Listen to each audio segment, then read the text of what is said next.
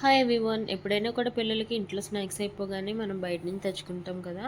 బయట నుంచే కాకుండా అప్పుడప్పుడు కూడా ఇంట్లో ఇలా చేసుకుంటూ ఉండాలన్నమాట. మనం స్వీట్కి సంబంధించిన లడ్డూలు ఏదైనా కూడా బయట బెల్లం అనేది కొంచెం త్వరగా జలుబు చేస్తుంది. ఎల్లో కలర్ బెల్లం అనేది తక్కువ క్వాలిటీది ఎక్కువగా యూస్ చేస్తూ ఉంటారు కాబట్టి ఇంట్లో కొంచెం మంచి క్వాలిటీ బెల్లం తెచ్చుకొని ఇలా ఈజీగా చేసుకోవచ్చు.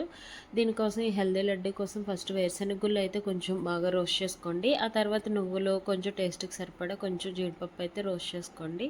ఈలోగా అయితే పప్పు గుత్తితో ఈ విధంగా అయితే మెదుపుకోండి. ఈజీగా వచ్చేస్తుంది. పొట్టు అంతా తీసేసినా బలం ఉండదు, అలాగని మొత్తం ఉంచుకున్నా కూడా టేస్ట్ ఉండదు. పిల్లలు కొంచెమైనా టేస్ట్ చూసుకుంటారు కదా.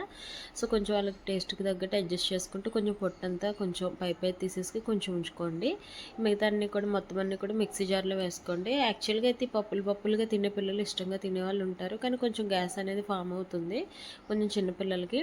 అలాంటి వాళ్ళకి ఈ విధంగా మిక్సీలో పౌడర్ చేసుకొని అక్కడక్కడ పప్పు ఉంచాను నేనైతే కొంచెం బాగుంటుందని. ఈ విధంగా బెల్లం పాకుల్లో వేసేసుకోవాలి. ఈ ఆర్గానిక్ బెల్లం అంటే పిల్లలకి హెల్త్కి మంచిదనమాట. కొంచెం తొందరగా జలుబులు చేయకుండా ఉంటాయి.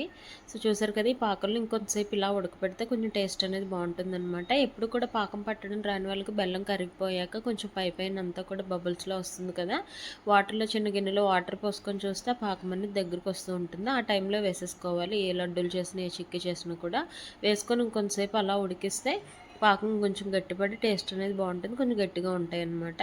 సో చూసారు కదా, ఇంతే అనమాట. ఇంకొంచెం చల్లారాక లడ్డూలు చుట్టుకోవడమే. లడ్డు చుట్టుకునేటప్పుడు కొంచెం బాగా రావాలంటే చిట్కా ఏంటంటే కొంచెం చేతికి నెయ్యి రాసుకొని చేసుకుంటే బాగా వస్తాయి అన్నమాట. కొంచెం రౌండ్ షేప్లో రావాలంటే ఇలా తీసుకొని బాగా స్ప్రెడ్ చేసుకొని చిక్కీలో కొంచెం ఆరేక చిక్కీలో కట్ చేసుకోవచ్చు, లేదంటే లడ్డూల్లో చేసుకోవచ్చు.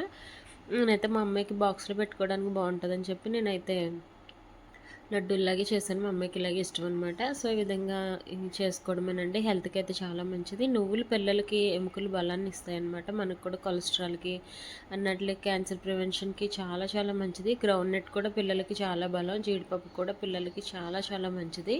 ఇవన్నీ ఒక్కొక్కటిగా మనం చేసుకోలేం కదా, ఈ విధంగా మూడో కలిపి ఈ విధంగా చేసుకోవచ్చని ఈ వీడియోలో అయితే నేను మీకు చూపిస్తున్నాను అనమాట. ఎవరైతే కొత్తగా నా ఛానల్ చూస్తున్నారో